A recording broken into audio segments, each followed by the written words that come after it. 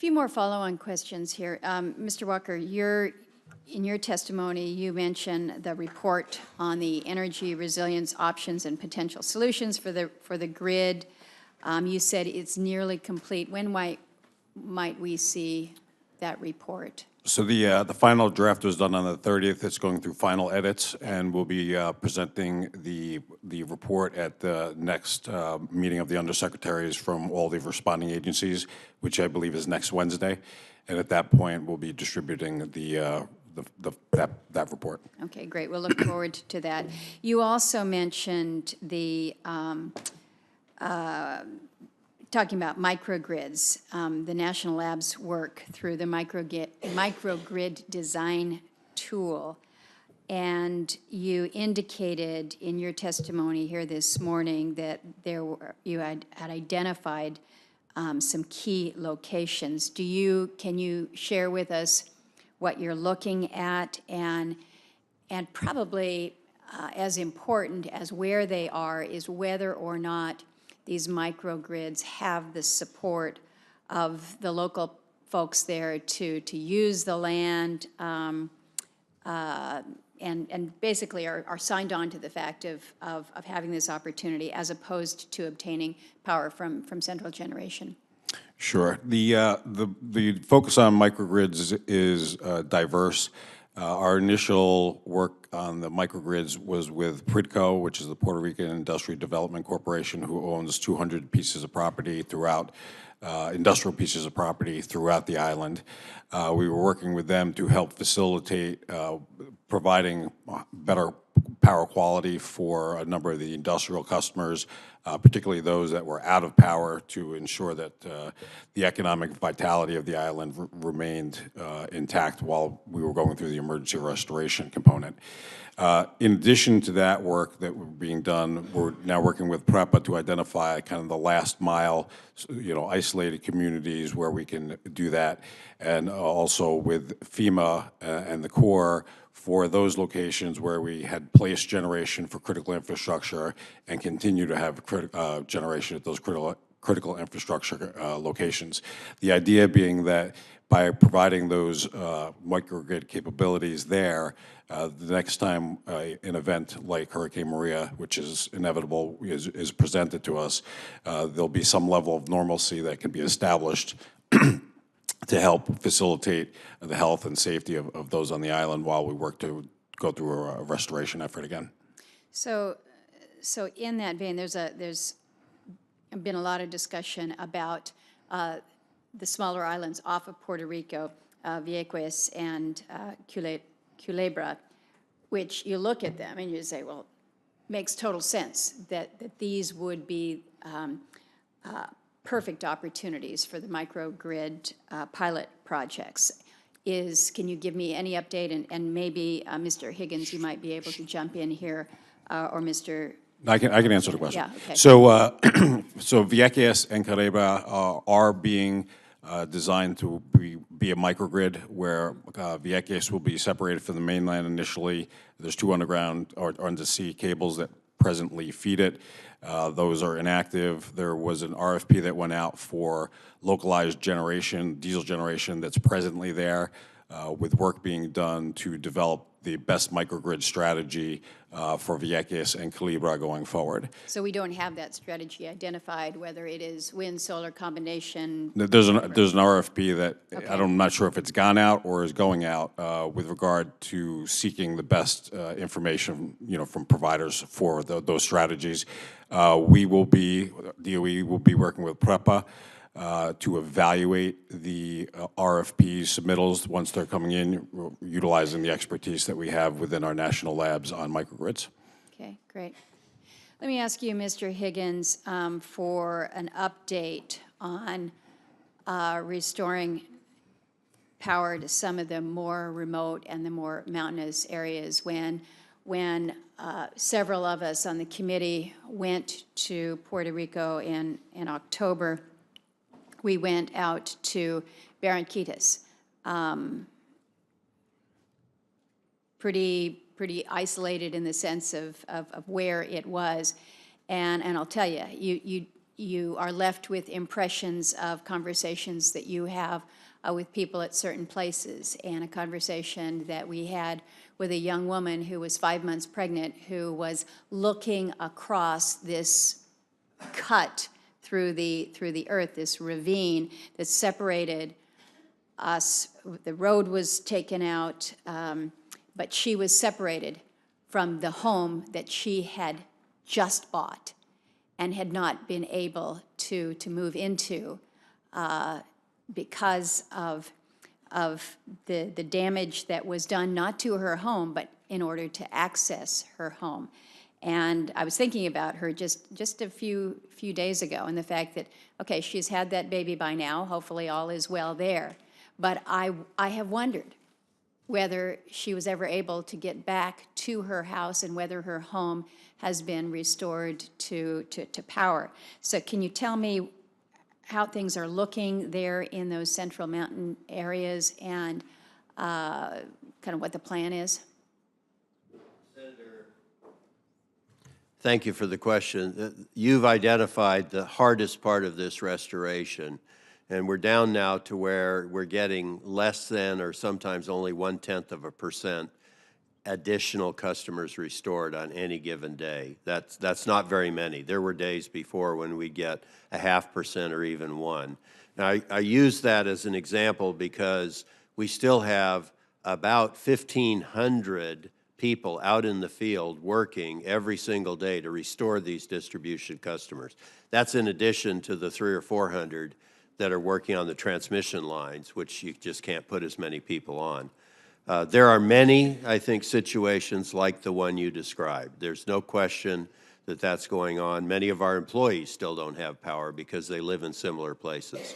So in addition to continuing to work down the lines, and that's exactly what the crews do, we also have an initiative to try to identify the ones that are just really too hard to get to in any reasonable amount of time, for any reason. And sometimes, quite literally, you're crossing a canyon, kind of like you described, or you're going through almost a jungle in almost rainforest, trying to refinish a line or put back up a line that is 1,000 feet long and down. We're making progress, not nearly as fast as our customers would like, not nearly as fast as we would like, but we're doing about as good as you can do in these very narrow, very tight areas where you almost can't even drive 2 trucks past each other. So we're continuing with, a lot of people working on it.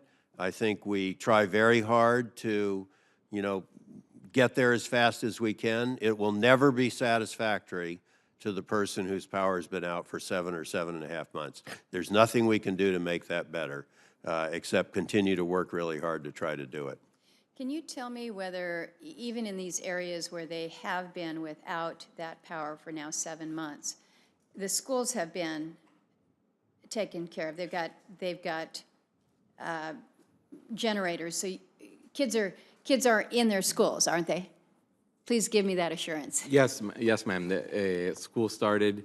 The schedule, of course, changed. A lot of work was done by UPR, Department of Education, make sure they don't lose that semester, but kids are back at school. Yeah, okay. Just kind of jumping around here, Mr. Sobrino, you've talked about the sale of the assets from PREPA, but given the age, the condition of many of the electric power plants, who's really going to buy them? Who do we anticipate is going to look at this and say, okay, here's a deal? That's a great question. What we're going to conduct is a market sounding process. What we see is a lot of the PREPA generation fleet, part of their value is their location. Part of their value is the requirement to continue operating them as new generation assets are constructed. So we are open to not only having just an outright sale, but having intermediate agreements also included in this transformation process. So if I'm somebody who's looking at this as an opportunity, again, having seen some of it, and I think Senator Cassidy mentioned the condition of some of what we had seen. It was not exactly enticing. Understand that there is an opportunity because of the location, but is this something that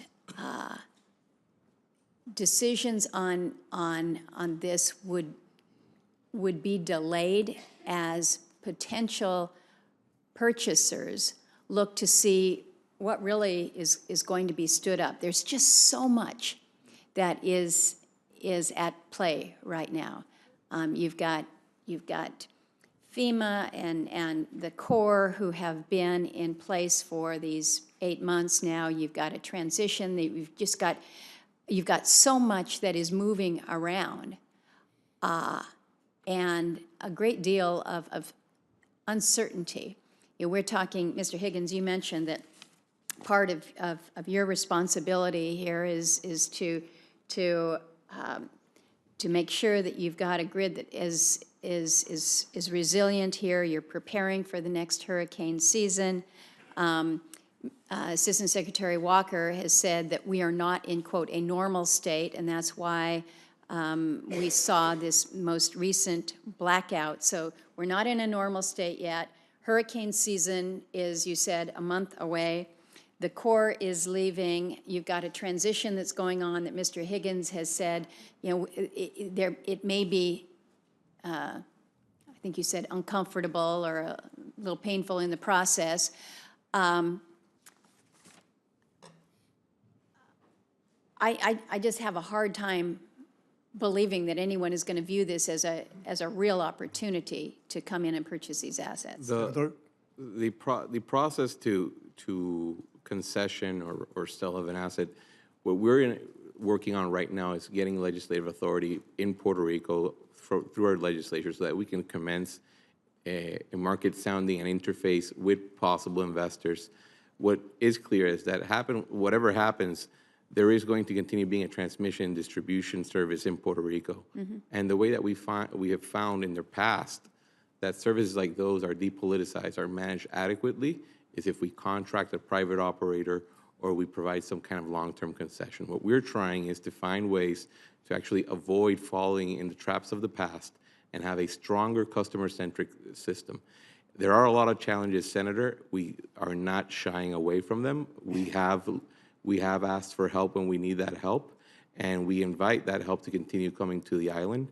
But it is part of the reality of living on an island in the Caribbean that you have to juggle governing, you have to juggle what Mr. Higgins has to do in PREPA, what Jose has to do in the Energy Commission, what Mr. Maces has to do in the private sector. We all have to do, we have to continue our operations, but also face possible atmospheric events in the future. So that's what we're working on to make sure that what happened before never happens again. I think Senator, we would all encourage that. I would also, I think it's important, your comment about trying to depoliticize to the extent possible. I think we recognize you've got some pretty difficult history with the politicization of your power grid, and I think that has been a real drag on your ability to move beyond it, and the genesis for many of the root here of many of the questions that have been presented. I want to ask you, and I'll let you, Mr. Maces, to jump in here, but as far as the coordination, the working together that you've just referenced, how well are the governor, the board, and PREPA coordinating with each other on the structure and on the operation? It's one thing to sit here in front of a committee and share a table, but do you believe that all of the necessary entities that must be coordinating to allow for a better energy future for Puerto Rico, do you believe that that's happening? And I'll ask each of you, and also from the private sector side as well. Should I start or should I? Yeah, go ahead.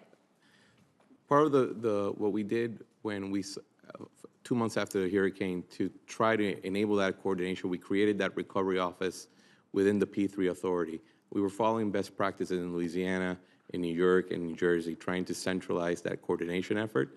The communication with FEMA, with U.S. Army Corps of Engineers, with other federal stakeholders has been improving substantially over the months. Right now, I think that the Unitary Command Group, I mean, we can discuss maybe differences of what happened in the past, but the truth of the matter is that federal officials and Puerto Rican officials have been walking on the ground, holding hands together, working together for months now, and they've done great work.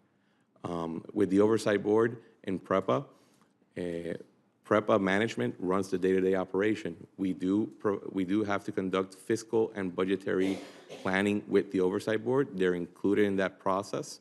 And from the regulatory point of view, we have been working hard on improving relationships with the regulator to make sure that they are more involved in the process. There was confusion because of what are the authorities between PROMESA, between the energy regulator, between PREPA itself, now that's in Title III. Those issues, some of those issues have been litigated and resolved. Some of them, we're working together to figure them out. But we are, that working together is happening day to day, and it is going to lead to a more successful, a stronger and better Puerto Rico in the future. Mr. Higgins? My job is not to figure out what the policy should be, but to implement it. And when the legislature and the governor, working with the oversight, decide that the right future for Puerto Rico's electric utility is to go a certain way, my job is to get it as ready as possible to execute that plan. Do you feel you have that clear direction now? Yes, I don't have the exact direction, but I certainly have a good general direction at this point. And that's what is being debated in the legislature, is how to look at that. And from the private side, what's the observation there? Well, first, 1,500,000 meters is a huge market. The importance of the value is not the equipment PREPA does have, it's the market. It's a huge market. So as we speak, we are having an international energy event in San Juan with dozens of companies interested in competing for this market. So there is going to be many competitors, and there is going to be a huge appetite to be part of this. Now, our Energy Committee has offered itself to present a biweekly progress report to this honorable commission in order to keep you informed and assist you in helping. So we will present every 2 weeks a report of how Puerto Rico is progressing in this crisis. In terms of the relationship between the government and the agencies, no pain, no gain, right? So I believe that they're going through some struggling, some difficulty, but as Mr. Sobrino mentioned, they will be fine, and things are going well. So I hope that the conclusion will be a great grit for all of us in Puerto Rico. Mr. Ramon Morales, would you like to jump in there? Yes, thank you very much, Madam Chair.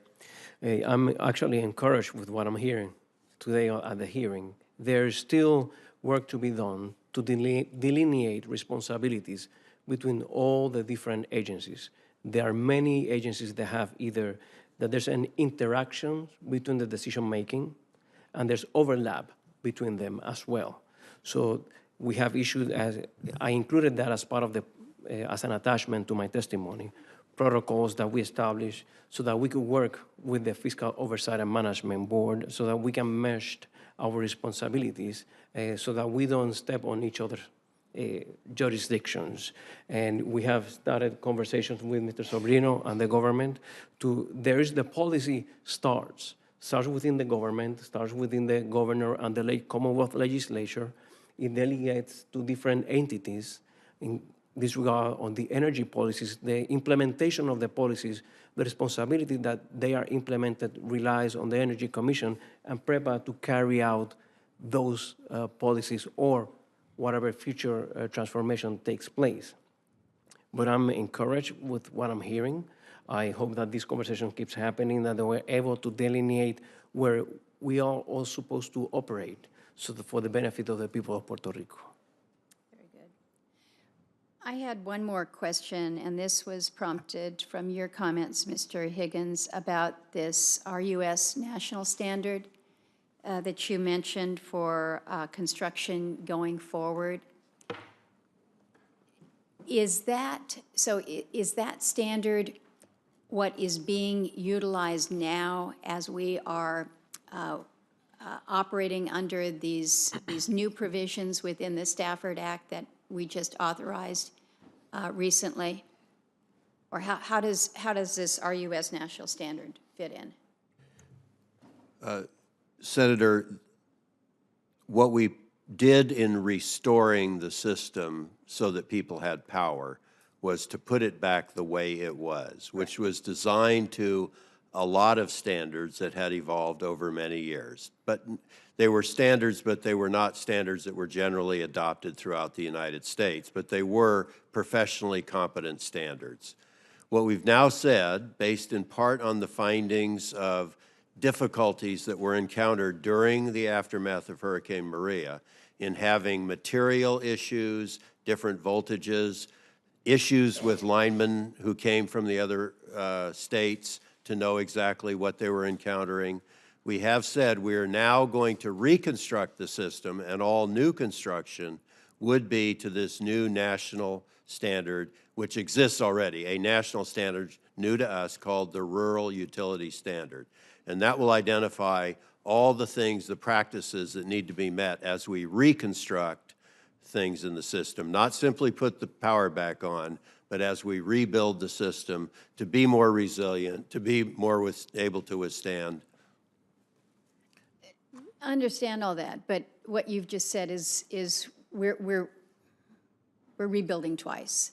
We rebuild the first time to get things up and running, and now we're going to improve the system.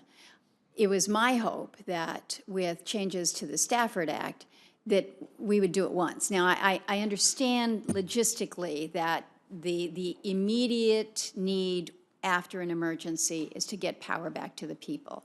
So I guess I'm going to ask you, Mr. Walker, with this in place going forward with these RUS standards,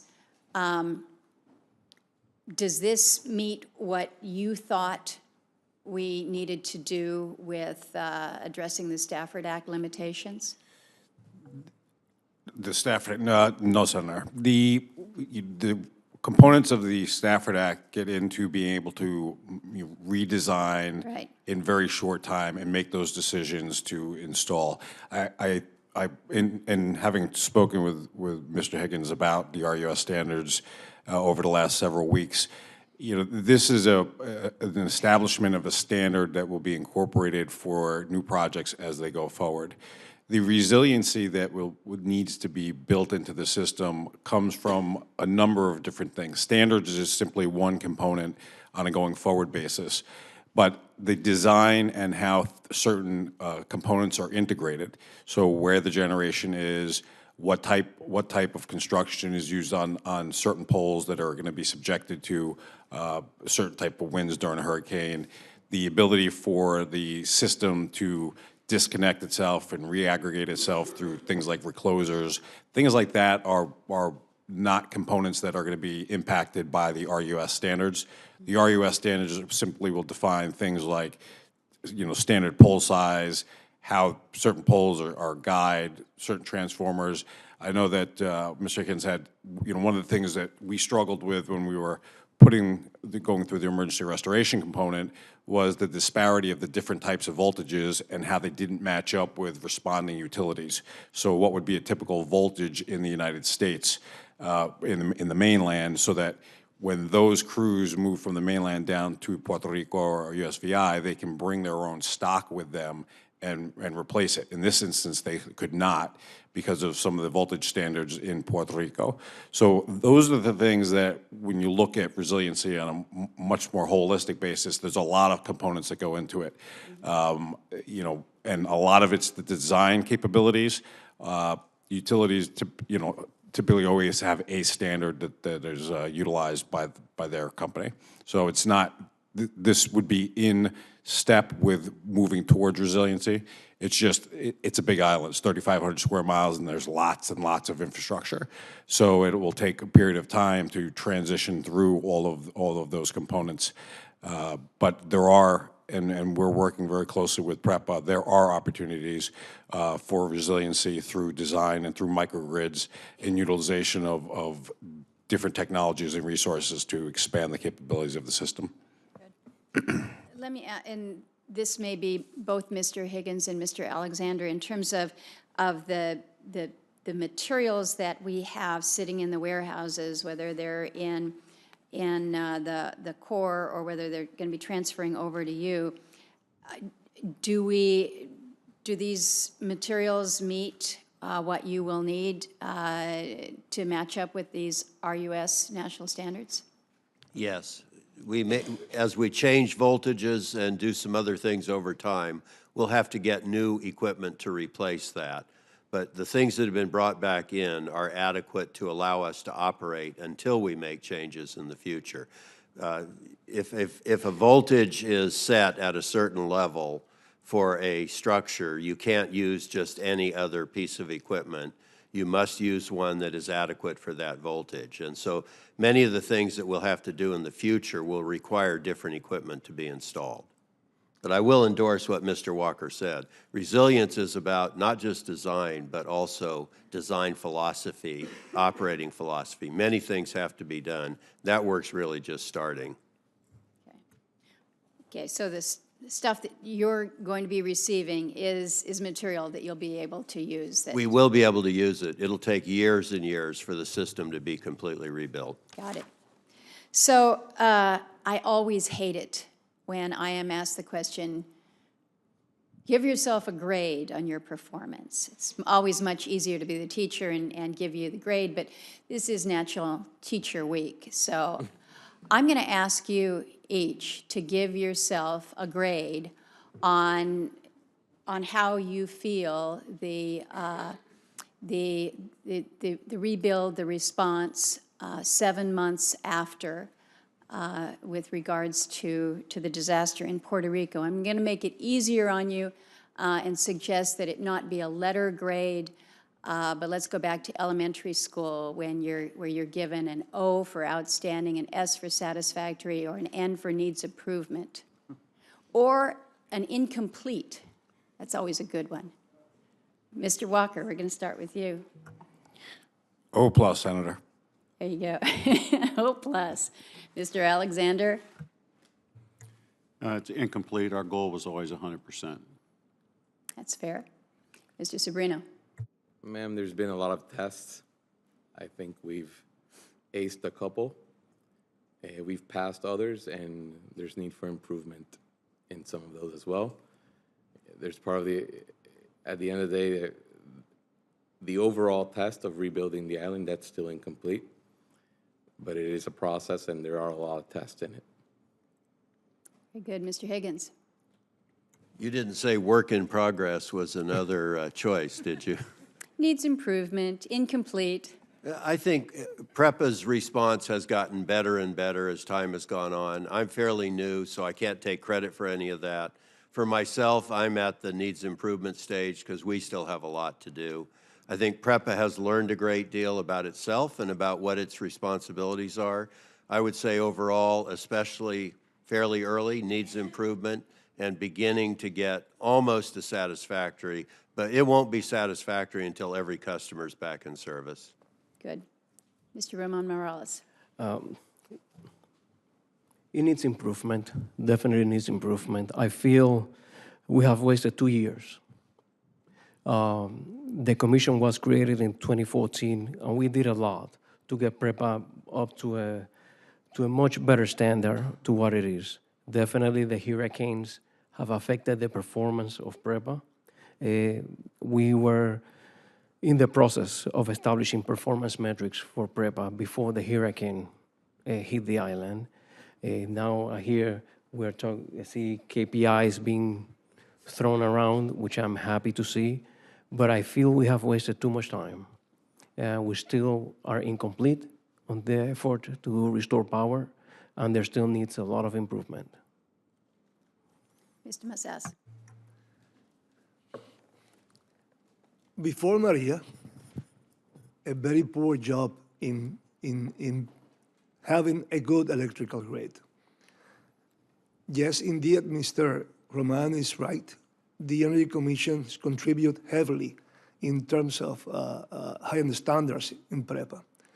After Maria, there's a lot of improvement to be done in order to complete this job. Thank you. Well, thank you all. I think I would agree with what many of you have said, that this is still a work in progress. I think for the people on the ground, it's clearly a work in progress, and we worry that the progress has not been fast enough, and it's unnerving, I think, to think that we've got the hurricane season that will once again be upon us, and there is a vulnerability to the people in Puerto Rico, in the area. But today's hearing, our focus today is on Puerto Rico and how we're doing in our response. And I appreciate the fact that we all recognize that we have more to do in our various capacities, and appreciate the work that has gone into the response. It has been very complicated. It was extraordinarily devastating to be hit by 2 hurricanes and to be laid flat in many areas by the winds that came through. Fortunately, we don't see the level of devastation in these very populated areas too very often. And so getting the level of coordination that needed to come together in response was an imperative. And Mr. Walker, I think having been on the ground as you all were working with not only a great number of agencies, but a great number of volunteers that really did try to gear up, team up just as quickly as possible to provide for that response and that relief.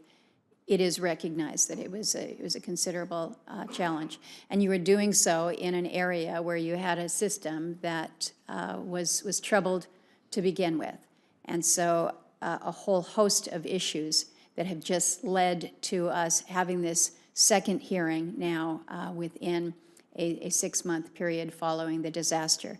Know that we will continue as a committee to be vigilant in following this, to ensure that the resources that are necessary, that the coordination that is required will continue. I do hope that we don't take the eye off of the ball until this is done. My fear is always after every disaster that the news is there for a cycle. The relief efforts are there for a limited period of time, and then we move off to the next disaster, to the next issue, and the people who remain vulnerable feel forgotten. Well, we're not going to forget the people of Puerto Rico. We're going to stay on this, and we need your leadership to do just that. So thank you for the time that you've given. I know that other colleagues will be submitting additional questions for the record, so hopefully you can be responsive to us as we continue to help in this important area. So thanks for what you do, and with that, we stand adjourned. Thank you for your time today. Thank you.